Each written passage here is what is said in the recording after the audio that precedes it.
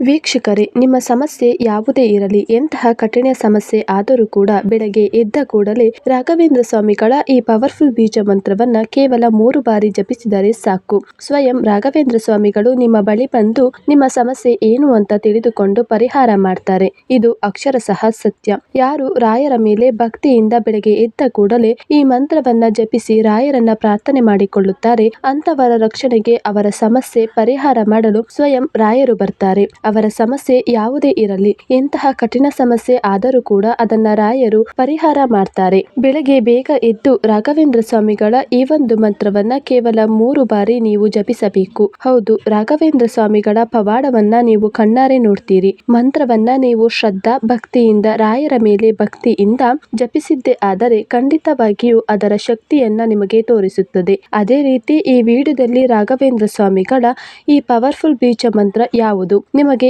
ಯಾವ ರೀತಿ ಜಪಿಸಬೇಕು, ಸಂಪೂರ್ಣವಾದ ಮಾಹಿತಿಯನ್ನ ತಿಳಿಸಿಕೊಡ್ತೀನಿ. ಇದನ್ನ ನೀವು ಬೆಳಗಿನ ಜಾವ ಅಂದರೆ ಬ್ರಹ್ಮಿ ಮುಹೂರ್ತ ಸಮಯದಲ್ಲಿ ಜಪಿಸಬೇಕು. ಅಂದರೆ ಬೆಳಗ್ಗೆ 3:30 ರಿಂದ 5:30 ಒಳಗೆ ಜಪಿಸಬೇಕು. ನಿಮ್ಮ ಸಮಸ್ಯೆ ಏನೇ ಇರಲಿ, ರಾಘವೇಂದ್ರ ಸ್ವಾಮಿಗಳ ಪವಾಡದ ಶಕ್ತಿಯನ್ನ ನೀವು ಕಣ್ಣಾರೆ ನೋಡ್ತೀರಿ. ಈ ಚಿಕ್ಕ ಮಂತ್ರವನ್ನ ಕೇವಲ 3 ಬಾರಿ ಜಪಿಸಿದರೆ ಸಾಕು, ಆಮೇಲೆ ಆಗೋದೆಲ್ಲ ಪವಾಡ. ತಮಾಷೆ ಅನ್ಕೊಳ್ಬೇಡಿ ವೀಕ್ಷಕರೇ, ರಾಘವೇಂದ್ರ ಸ್ವಾಮಿಗಳು ನಂಬಿದವರನ್ನ ಯಾವತ್ತೂ ಕೈ ಬಿಡೋದಿಲ್ಲ. ಹಾಗಾಗಿ ಬೆಳಗ್ಗೆ ಎದ್ದ ಕೂಡಲೇ ಈ ಮಂತ್ರವನ್ನ 5 ಬಾರಿ ಜಪಿಸಿ. ನಿಮ್ಮ ಸಮಸ್ಯೆ ಹಣಕಾಸಿನ ಸಮಸ್ಯೆ ಆಗಿರಲಿ, ನಿಂತು ಹೋದ ಕಾರ್ಯ ಯಾವುದೇ ಇರಲಿ, ಎಲ್ಲವೂ ಕೂಡ ಪೂರ್ಣ ಆಗುತ್ತೆ. ಬ್ರಹ್ಮ ಮುಹೂರ್ತ ಸಮಯದಲ್ಲಿ ಅಂದರೆ 6 ಗಂಟೆಯ ಒಳಗೆ ನೀವು ಜಪಿಸಬೇಕು. ಈ ಸಮಯದಲ್ಲಿ ಪ್ರಕೃತಿಯಲ್ಲಿ ಎಲ್ಲಾ ದೇವಾನುದೇವತೆಗಳು ಸಂಚರಿಸುವ ಸಮಯ. ಈ ಸಮಯದಲ್ಲಿ ನೀವು ನಂಬಿದ್ದ ದೇವರ ಬಳಿ ಏನೇ ಪ್ರಾರ್ಥನೆ ಮಾಡಿಕೊಂಡರೂ ಅದು ಫಲಿಸದೇ ಇರಲಾರದು. ಅದರಲ್ಲಿಯೂ ಕೂಡ ರಾಯರ ಈ ಪವರ್ಫುಲ್ ಬೀಜ ಮಂತ್ರವನ್ನ ನೀವು ಜಪಿಸಿದ್ದೇ ಆದರೆ ನಿಮ್ಮ ಕೋರಿಕೆ ಏನೇ ಇದ್ದರೂ ಅದನ್ನ ಹೇಳಿಕೊಂಡರೆ ಅದು ಖಂಡಿತ ನೆರವೇರುತ್ತೆ. ರಾಘವೇಂದ್ರ ಸ್ವಾಮಿಗಳ ಮೇಲೆ ನಂಬಿಕೆ ಇಟ್ಟು ಭಕ್ತಿಯಿಂದ ಈ ಮಂತ್ರವನ್ನ ನೀವು ಜಪಿಸಬೇಕಾಗುತ್ತದೆ. ಆದರೆ ಇದನ್ನ ನೀವು ಬೆಳಗ್ಗೆ ಬ್ರಹ್ಮಿ ಮುಹೂರ್ತದಲ್ಲಿ ಜಪಿಸಬೇಕು. ಆವಾಗ ಮಾತ್ರ ಈ ಮಂತ್ರ ಶಕ್ತಿಶಾಲಿಯಾಗಿ ಕೆಲಸ ಮಾಡುತ್ತದೆ. 3:30 ರಿಂದ 6 ಗಂಟೆ ಒಳಗೆ ಜಪಿಸಬೇಕಾಗುತ್ತದೆ. ಈ ಮಂತ್ರದ ಶಕ್ತಿಯಿಂದ, ರಾಯರ ಅನುಗ್ರಹದಿಂದ ಅನೇಕ ಕಾರಣಗಳಿಂದ, ವಿಘ್ನಗಳಿಂದ ನಿಂತು ಹೋದ ನಿಮ್ಮ ಕೆಲಸ ಎಲ್ಲವೂ ಪೂರ್ಣವಾಗುತ್ತದೆ. ನಿಮ್ಮ ಎಲ್ಲಾ ಬೇಡಿಕೆ ಈಡೇರುತ್ತದೆ. ತಡೆಯಲಾರದ ಕಷ್ಟ ಬಂದಿದ್ದರೂ, ಮುಟ್ಟಿದ್ದೆಲ್ಲ ಮಣ್ಣಾಗುತ್ತಿದ್ದರೂ, ದೌರ್ಬಲ್ಯ ಬೆನ್ನತ್ತಿದ್ದರೂ ರಾಘವೇಂದ್ರ ಸ್ವಾಮಿಗಳ ಈ ಮಂತ್ರವನ್ನ ಕೇವಲ 3 ಬಾರಿ ಜಪಿಸಿ ನೋಡಿ. ಆ ದಿನದಿಂದ ನಿಮ್ಮನ್ನ ಕಾಡುತ್ತಿರುವ ಗ್ರಹ ದೋಷ ಯಾವುದೇ ಇರಲಿ, ಮಂಗಳ ದೋಷ ಇರಲಿ, ಗ್ರಹ ದೋಷ, ವಾಸ್ತು ದೋಷ ಯಾವುದೇ ಇದ್ದರೂ ಕೂಡ ಎಲ್ಲವೂ ದೂರವಾಗುವುದನ್ನ ಕಣ್ಣಾರೆ ನೋಡ್ತೀರಿ. ನೀವು ಬಯಸಿದಂತಹ ಜೀವನ, ಸುಖ ಸಮಯ ಜೀವನ ನಿಮಗೆ ಸಿಗುತ್ತೆ. ನಿಮ್ಮ ಹಿತಶತ್ರುಗಳು ಯಾವುದೇ ರೀತಿ ನಿಮ್ಮ ಮೇಲೆ ಪ್ರಯೋಗ ಮಾಡಿದರೂ ಕೂಡ ಕ್ಷಣದಿಂದಲೇ ರಾಘವೇಂದ್ರ ಸ್ವಾಮಿಗಳ ಅನುಗ್ರಹದಿಂದ ನಿಮಗೆ ರಕ್ಷಣೆ ಸಿಗುತ್ತೆ. ಭಕ್ತಿಯಿಂದ ರಾಘವೇಂದ್ರ ಸ್ವಾಮಿಯನ್ನ ಪ್ರಾರ್ಥನೆ ಮಾಡಿಕೊಳ್ಳುತ್ತಾ ನೀವೇ ಗತಿ ಅಂತ ಹೇಳಿ ಈ ಮಂತ್ರವನ್ನ ಜಪಿಸಿದರೆ ಸಾಕು. ಪರಿಹಾರ ಆಗುವುದಿಲ್ಲ ಅನ್ನುವ ಯಾವುದೇ ಸಮಸ್ಯೆ ಇಲ್ಲ. ಹಾಗಾದರೆ ಆ ಮಂತ್ರ ಯಾವುದು, ಯಾವ ಸಮಯದಲ್ಲಿ ಜಪಿಸಬೇಕು, ಯಾವ ರೀತಿ ಜಪಿಸಬೇಕು, ಸಂಪೂರ್ಣವಾದ ಮಾಹಿತಿಯನ್ನ ತಿಳಿಸಿಕೊಡ್ತೀನಿ. ಈ ಮಂತ್ರವನ್ನ ಜಪಿಸುವಾಗ ಕೆಲವೊಂದು ತಪ್ಪುಗಳನ್ನು ಕೂಡ ನೀವು ಮಾಡಬಾರದು. ಅದು ಏನು ಅಂತ ನಿಮಗೆ ತಿಳಿಸಿಕೊಡ್ತೀನಿ. ಅದಕ್ಕೂ ಮೊದಲು ನೀವು ರಾಘವೇಂದ್ರ ಸ್ವಾಮಿಗಳ ಭಕ್ತರಾಗಿದ್ದರೆ ಈ ಕೂಡಲೇ ಲೈಕ್ ಮಾಡಿ. ಕಮೆಂಟ್ ಬಾಕ್ಸ್ ನಲ್ಲಿ ಓಂ ಶ್ರೀ ಗುರು ರಾಘವೇಂದ್ರಯ ನಮಃ ಅಂತ ಈ ಮಂತ್ರವನ್ನ ಬರೆದು ನಿಮ್ಮ ಕೋರಿಕೆ ಯಾವುದು, ಯಾವ ಸಮಸ್ಯೆ ಪರಿಹಾರ ಆಗಬೇಕು ಅದನ್ನ ಕೂಡ ಕಮೆಂಟ್ ಬಾಕ್ಸ್ ನಲ್ಲಿ ಕಮೆಂಟ್ ಮಾಡಿ ತಿಳಿಸಿ. ವೀಕ್ಷಕರೇ, ರಾಘವೇಂದ್ರ ಸ್ವಾಮಿಗಳು ಅಕ್ಷರಶಃ ದೈವಾಂಶ ಸಂಭೂತರು. ಅದಕ್ಕೆ ಅವರನ್ನ ಕಲಿಯುಗದ ಕಾಮಧೇನು ಅಂತ ಕರೀತಾರೆ.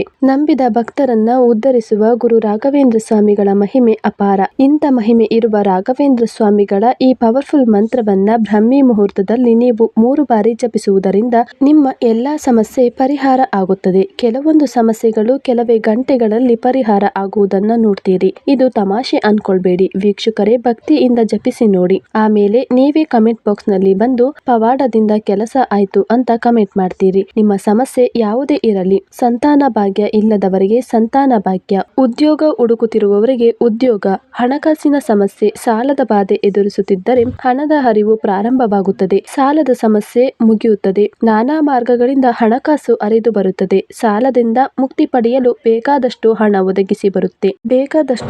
ಒದಗಿ ಬರುತ್ತದೆ. ಮನೆಯಲ್ಲಿ ಸತಿಪತಿ ಜಗಳ ಆಗ್ತಿದ್ದಾರೆ, ಅತ್ತೆ ಸೊಸೆ ಜಗಳ ಆಗ್ತಿದ್ದಾರೆ, ಅಥವಾ ಮನೆ ಮಂದಿಗೆ ಆರೋಗ್ಯ ಸಮಸ್ಯೆ ಇರಲಿ, ಯಾವುದೇ ಇದ್ದರೂ ಕೂಡ ರಾಯರನ್ನ ಬೇಡಿಕೊಂಡರೆ ಸಾಕು, ಕೆಲವೇ ಗಂಟೆಗಳಲ್ಲಿ ಪರಿಹಾರ ಆಗುವುದನ್ನ ನೋಡ್ತೀರಿ. ವೈದ್ಯರಿಂದಲೂ ಗುಣಪಡಿಸಲಾಗ ಆಗದ ಸಮಸ್ಯೆ ಇದ್ದರೂ ಕೂಡ ರಾಯರ ಪವಾಡದಿಂದ ದೂರವಾಗುತ್ತದೆ.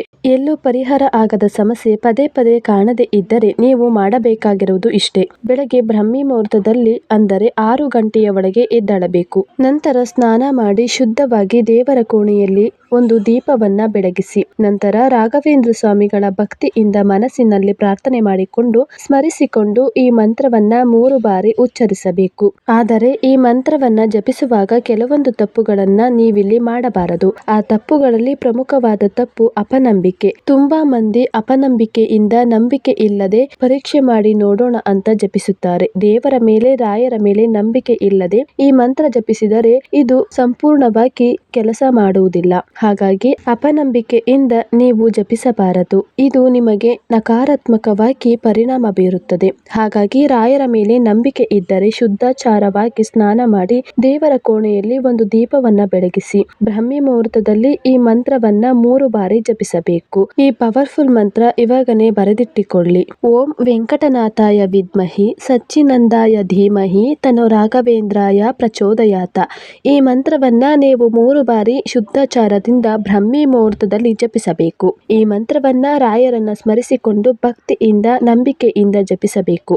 ಜಪಿಸಿದ ನಂತರ ಯಾವ ಉದ್ದೇಶದಿಂದ ಈ ಮಂತ್ರವನ್ನ ಜಪಿಸಿದ್ದೀರಿ, ರಾಯರನ್ನ ಪ್ರಾರ್ಥನೆ ಮಾಡಿಕೊಂಡಿದ್ದೀರಿ ಅದನ್ನ ಚಿತ್ರ ರೂಪದಲ್ಲಿ ನೋಡಬೇಕು. ಅಂದರೆ ಕಲ್ಪನೆ ಮಾಡಿಕೊಳ್ಳಬೇಕು. ರಾಯರ ಬಳಿ ಹೇಳಿಕೊಳ್ಳಬೇಕು. ಉದಾಹರಣೆಗೆ ನಿಮ್ಮ ಮನೆ ಆಗಬೇಕು ಅಂತಿದ್ರೆ ಮನೆ ಆಗಬೇಕು, ಇಂಥ ಸಮಯದ ಒಳಗೆ ಮನೆ ಆಗಬೇಕು ಅಂತ ಸ್ಪಷ್ಟವಾಗಿ ತಿಳಿಸಬೇಕು.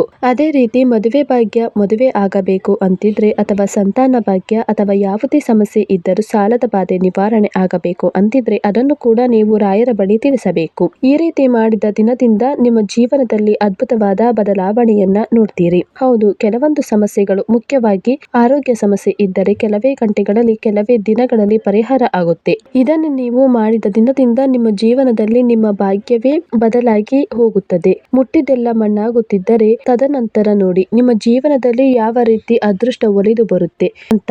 ಪದೇ ಪದೇ ಸಮಸ್ಯೆ ಕಾಡ್ತಾ ಇದ್ದರೆ ತುಂಬಾ ವರ್ಷದಿಂದ ಹೇಳಿಗೆ ಆಗದೆ ಇದ್ದರೆ ಮಂತ್ರವನ್ನ ಬೆಳಗ್ಗೆ ಬ್ರಾಹ್ಮಿ ಮುಹೂರ್ತದಲ್ಲಿ ರಾಯರ ಮೇಲೆ ಭಕ್ತಿಯಿಂದ ಸ್ಮರಿಸಿಕೊಂಡು ಶುದ್ಧಾಚಾರವಾಗಿ ಜಪಿಸಿ ನೋಡಿ.